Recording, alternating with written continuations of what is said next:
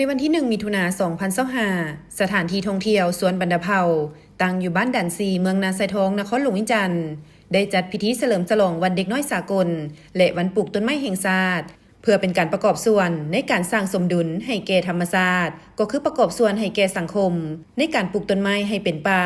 โดยเฉพาะแม่นสร้างให้มีพื้นที่สีเขียวและคืนความเป็นธรรมชาติให้แก่พื้นที่ขอบเขตสวนดังกล่าว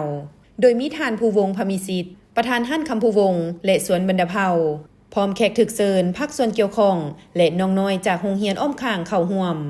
ในโอกาสนี้ท่านภูวงศ์พมิสิทธิ์ได้กล่าวว่าย้อนเห็นได้ความสำคัญและคุณประโยชน์อย่างหลวงหลายของป่าไม้ที่ติดพันกับชีวิตการเป็นอยู่ของประชาชนลาวบรรดาเผ่าภาคและรัฐบาลลาวได้กำหนดเอาวันที่1 มิถุนายนซึ่งตรงกับวันเด็กน้อยสากลของทุกๆปีเป็นวันปลูกต้นไม้แห่งชาติโดยปีนี้ทางสวนบรรดาเผ่าได้พากันจัดกิจกรรมอย่างเป็นขบวนฟดฟืนเพื่อปลูกไม้ประดับเนใส่เฮ็ดให้พื้นที่มีสีเขียวและสวยงามเพิ่มขึ้นมื้อนี้ถือว่าพวกเขามีหลายหลากกิจกรรมเนาะเป็นต้นเป็นพวกเขาเรื่องกับมีการปลูกต้นไม้คือว่าต้นไม้พวกเขาเยอะสร้างในจิตสำนึกให้น้องๆเขาเจ้าจักฮักธรรมชาติฮักต้นไม้ฮักสีเขียวหลายขึ้นตอนนั้นพวกเขาจักว่าปล่อยปลาเนาะเห็นธรรมชาติมันมีการสมดุลขึ้นเนาะและก็นานๆพวกเขาจะมีกิจกรรมหลากหลายอย่างมีการแสดงศิลปะวรรณคดี